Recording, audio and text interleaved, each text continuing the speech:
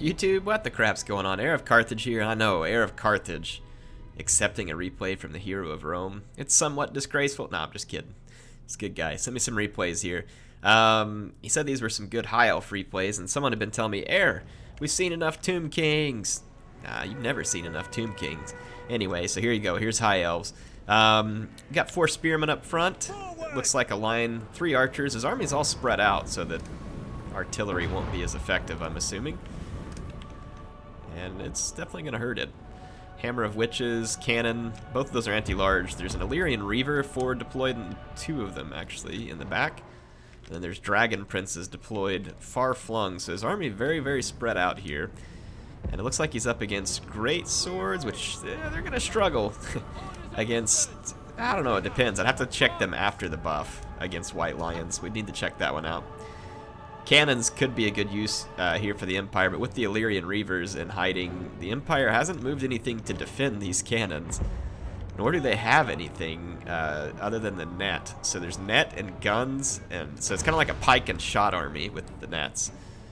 Sigmar's Sons, Great Swords, Tattersouls.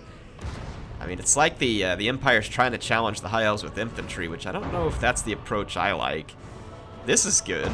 They're doing a lot of damage to Phoenix Guard with the cannons. Could be worth it. But, yeah, they see the Illyrian Reavers, but, I mean, yeah, they have a net. The net is really the only way to stop this. Otherwise, the Reavers are going to get free. Ooh, they stopped just short. Yeah, so here comes the Reavers. And a total miss by the Empire player here. Here comes the net. Now remember though that net now only catches 1 unit unless you overcast it, and it costs more magic, and that net is going to see the end of the Reavers. So even though it was a delayed reaction there by the Empire, it was successful. So those Illyrian Reavers are gone for now, but they'll probably regroup, and that took a lot of magic. And I'm not sure they need the magic for the... yeah, here's going to be a problem. The Elven Archers just straight out range them. So you got the Silver Bullet and the handgun that is going to have to back up if it wants to live, and they probably should back up. Keep the Light Wizard, maybe one of the units. I mean, it's going to leave him somewhat exposed up here to the Dragon Princes. I just don't like the army pick by the Empire here. I really don't. Without question. Understood. I don't think the army pick is great. He's going to wear out his great swords killing spears. The Silver Bullets, I mean, the only thing he should be doing here is just back up. Just back up, keep the halberds back here, keep the Light Wizard back here in case you get the net again. But, I mean, your guns are going to die to the archers, and I'm surprised they're not dead already, to be honest. Another charge from the Reavers is not going to be successful, though, because of another net. But losing the Silver Bullets at the same time is a gruesome loss. Tattersouls are going to get through, but they're not going to do well against White Lions. They did get a buff to their AP damage, and so you can see they're doing more. They're doing more. Boris Todbringer going to come over and help here. The Dragon Princes now, if the nets worked against the Illyrian Reavers, 1 solid charge here from the Dragon Princes, and that's all she wrote for these guns, and he did split them up, so that was a good play at the last second there by the Empire player, but this unit is going to get annihilated. And the Silver Bullets is basically gone already, and a Light Wizard probably doesn't have a recharge net spell. Slow to react with the halberds. And this is the problem with trying to defend ranged units with infantry only, is they can just flat get outmaneuvered. So the Empire player here is outranged by the archers. He has the range with the artillery, but the High Elf player can kind of nullify that a bit because it'll force the Empire player to keep part of his army back here playing the artillery while the other part goes forward. Now, the part of the Empire army that went forward is doing well. It's one of the few instances where you probably see a somewhat superior Empire force, but these archers are now free to turn the fight. And they've got good angles right now on this greatsword has an exposed flank. And the Dragon Princes wreaking havoc back here. They can just cycle, charge, get away. There may be a net coming here. No, it's a regrowth. Ooh. Yeah, that's bad news. Bad news for the Empire. It's great news for the High Elves. Great swords here, able to tear on through. I mean, the great swords did well. Sigmar's Sons doing okay here, but I mean these greatswords are just getting massacred by the archers.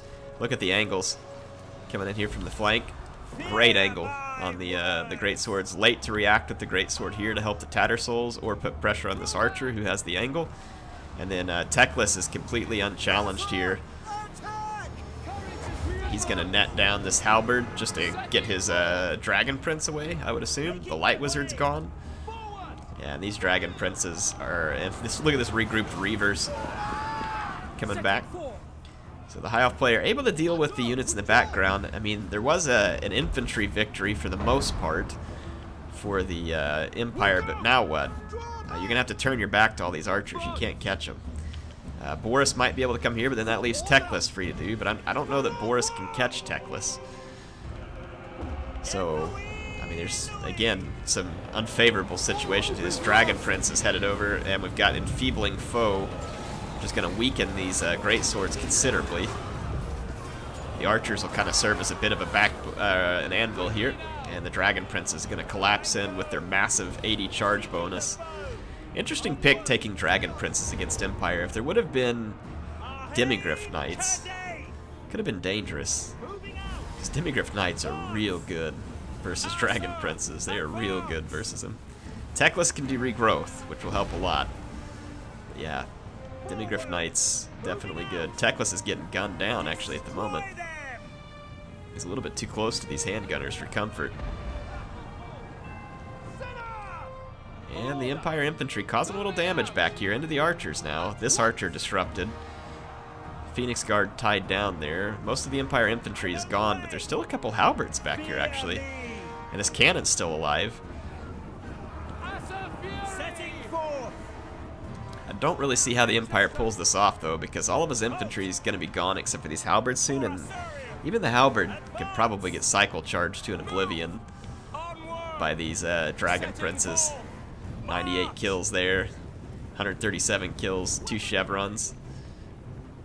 Yeah, that regrouped greatsword's going to get taken out. All the archers are alive at this point. Boris got bogged down on some spears. Phoenix Guard bogged down trying to kill a Sigmar's Sons. Ooh, Dragon Princes. They're not an armor-piercing unit, and so they excel against unarmored units, and the Empire battlefield here was full of them. And just because they don't have a specific anti-armor bonus, they will still do very well against armored infantry. As long as that armored infantry isn't braced, they should do pretty darn well against it, because they're going to pack such a huge punch on the charge. Ooh, that cannon just got a nice hit there. Killed several units before the regrowth came in, so that'll minimize the impact of that regrowth. It's a good hit, but yeah, I mean, with the archers and stuff here, this hands down is going to go to the... look at that! Sigmar's Sons! 6 Sons of Sigmar send a Phoenix Guard packing. That's pretty incredible, folks. That is pretty incredible. They don't even have magic attacks. I don't know how they pulled that one off. That's Sigmar's Son. They may have gotten buffed or something in the last patch, and I just didn't take notice of it. Ooh. No matter how brave they were, they are now very, very dead.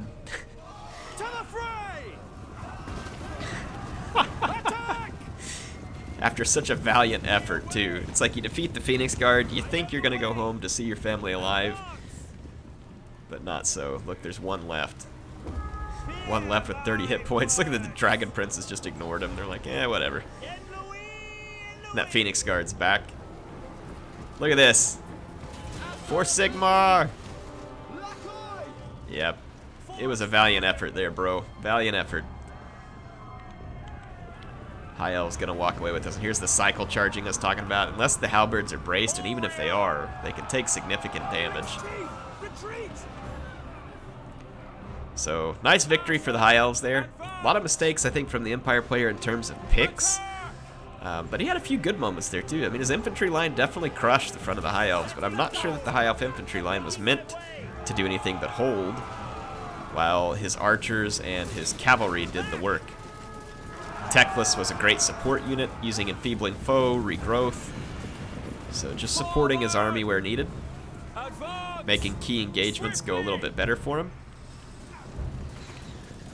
and these remaining Empire units should get wrapped up. I think it's just old Toddy Toddbringer back here.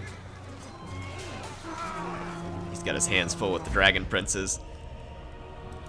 So yeah, Hero Rome's going to take this one back.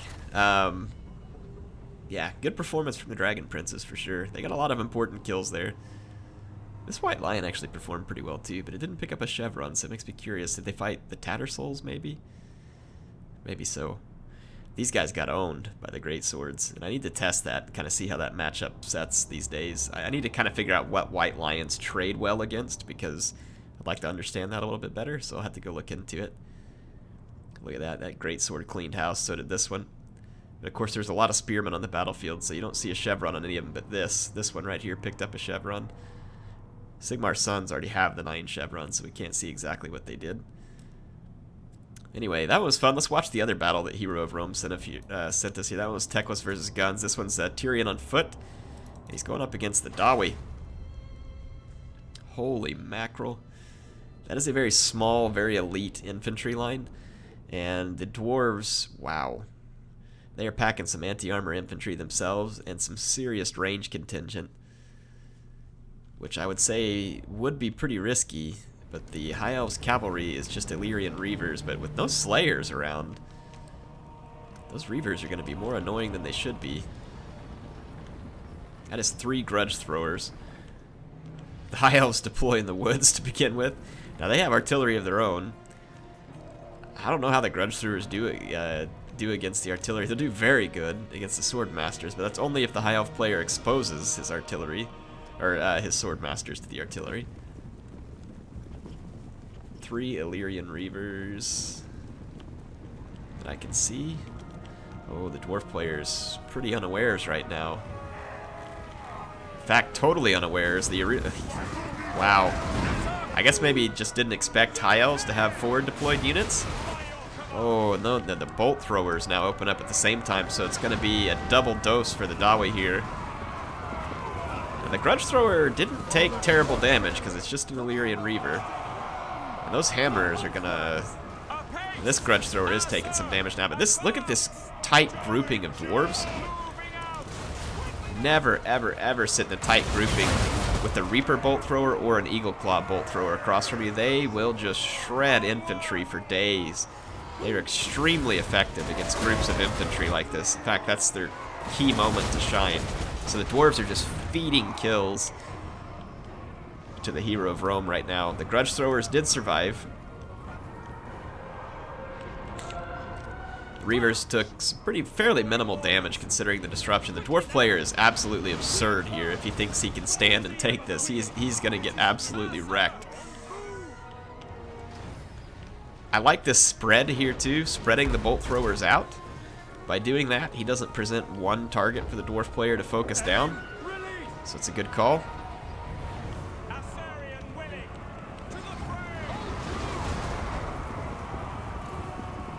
This is why a lot of times I favor a more rushy Dwarf army, because people kind of expect you to bring the defensive Dwarf army, and that's exactly what this High Elf army was picked against. And it's going to work like a charm.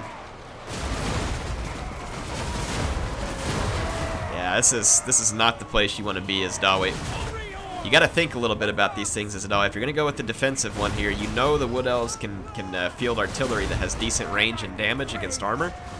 And so if you are going to field artillery and play defensively, you've got to know to spread out your units here, and you've got to know that you have to have an answer. Cannons, or the Goblobber, or sorry, the Goblobber. Those two would be pretty good against the High Elf artillery. Grudge Throwers not so much, because the Grudge Throwers take too long to be effective.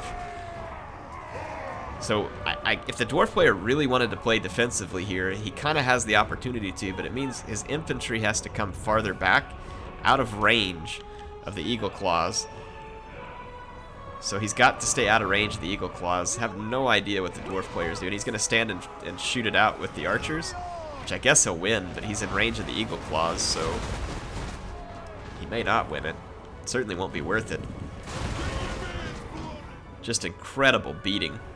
Some people are going to be like, Air, why do you show this stuff? Why do you show it? Well, first of all, Hero of Rome sent it to me, and I like the High Elves, and I want to see what builds he brought.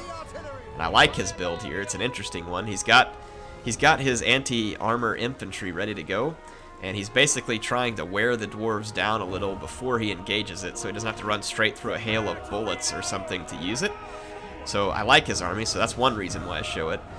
If the dwarf player makes massive mistakes here, well, guess what? There's always new people joining multiplayer, and they need to see this. They need to see that this'll be you if you don't think about things here. I don't mean that to be mean to this player. It's just he was straight out picked here.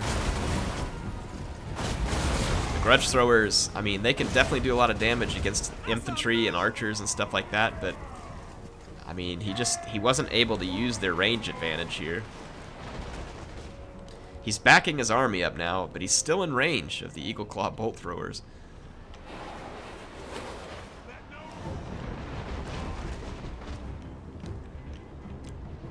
It's not over. I mean, there's definitely a fight left. I just don't know. I mean, these Eagle Claws are going to go on until they run out of ammo. And I don't know how you're going to kill 4 Sword Masters after you've let Eagle Claws fire till they're out of ammo. I just don't see that working out for you in the end. So this, yeah, I don't know. We'll see. Let's see how it plays out, because there's 5 minutes of battle left. I'm going to fast forward for just a second, see if anything kind of changes here. Dwarf player's going to shoot them out, but again, the Eagle Claws just left to do their thing. The Dwarf player wants to sit back and have an artillery fight. I mean, here's the thing. If you're going to sit back and have the artillery fight, you either do it or you don't. At this point, he's committed to going forward, and I think he probably should have just seen the writing on the wall a while ago and moved forward. He had a lot of quarrelers. He could have tried to move into range, use the quarrelers to cut down the Eagle Claws, use your infantry to go ahead and you know, kind of try and take the fight. Look at this here, the Elves splitting up their infantry into wings. So we got 2 coming this way, supported by Tyrion, and then 2 coming up the center. So again, obviously trying to avoid the missile fire from the dwarves. The bolt throwers are almost out of ammo. There are still quite a few hammers left, but hammers are no match. They're no match for sword masters. I mean, the skirmishers would have to do some serious work for the hammers to win that fight. If they could help get rid of the martial prowess quicker or something, it would help. Hammers have superior weapon damage for sure, but there's an anti-infantry bonus and martial prowess all at work here for the High Elves. Here the High Elves, yeah, they're not going to get a favorable charge here, but they'll have that flank coming in. Looks like we're going to get a heal spell coming in here from the Mage of Life. Here comes the flank charge. The hammers are going to get hit. So the best chance for the dwarves is these hammers, and the hammers are getting hammered, and here's 2 hammers that are completely out of position for this fight. I mean, the only good thing going for the dwarves here is the fact that the High Elves really don't have an effective way to catch the quarrelers. It's almost like if they could maybe feed some units in while the quarrelers do their work. Maybe. The High Mage, or the Life Mage, though, definitely a problem. The quarrelers could do some good work here. A missed charge here by the hammers as well. Looks like the quarrelers, I mean, this is a good blob for the quarrelers to focus, but right here, a good trade for the swordmasters, easily mopping up a hammer before it can really do its damage. This hammer is going to get singled out as well, and then the dwarf lord is getting singled out by Tyrion, who's just kicking the crap out of him. That dwarf lord is completely outmatched there. And then here, again, one of the quarrelers getting chased away. The High Elves don't have a ton of units here, and having your quarrelers chased shouldn't have been the case right away right here. The dwarf player needs to use his numbers advantage, and then these thunderers are a key unit here too. Look, I mean, the thunderer's not able to find a position to make themselves useful here. It's an anti-armor unit. Very, very critical that the thunderer be in position here. So the dwarf player is given kind of a second chance here if he uses a skirmisher as well, but he's not. I mean, the thunderer back here, not brought in the fight. Got units that need to come back. This is actually really good for the dwarf player. I mean, distracting the swordmaster while you can single out the others. This one's going to go down. We got another swordmaster going down. So, I mean, the dwarf player really has a chance here. Then he needs to get this unit over here, block the units chasing. Use these also to come in and shoot up the High Mage. Or, Life Mage, my bad. Keep getting it wrong. Yeah, this is not good to let the Thunderers get caught like that. Because they're a key unit here. Absolutely key unit. Hammers are starting to get worn down. There's still a fair few, and that's an Eagle Claw Bolt Thrower. No, there's enough hammers now to deal with some of the remaining Swordmasters. This unit out here actually catches a Quarreler. Not really sure how that worked. Guess the Quarreler may have gotten exhausted, and then there's a chain route from the Dwarves. So if he would have positioned his skirmishers right, he actually could have pulled that off. It was really his control of his infantry there that did him in, right? I mean, he didn't control his infantry properly in the end of that. And if he would have used his infantry to kind of properly hold up, I mean, the High Elf player ran out of ammo. He has the range advantage. Place your infantry right, wear down the Swordmaster's martial prowess with the skirmishers in your first infantry wave, and hold those hammerers in reserve. Keep your lords safe. Those Thunderers, I mean, he actually probably could have potentially pulled that off there in the end. What do you all think? I think he actually had a chance to turn that around despite the rough start.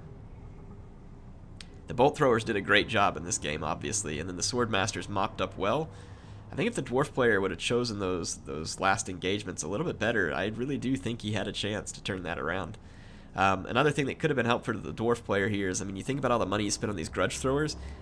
2 Runesmiths with Wrath and Ruin, and a Rune Lord instead of this. I mean, this elite infantry stuff gets absolutely crapped on by the Dwarves.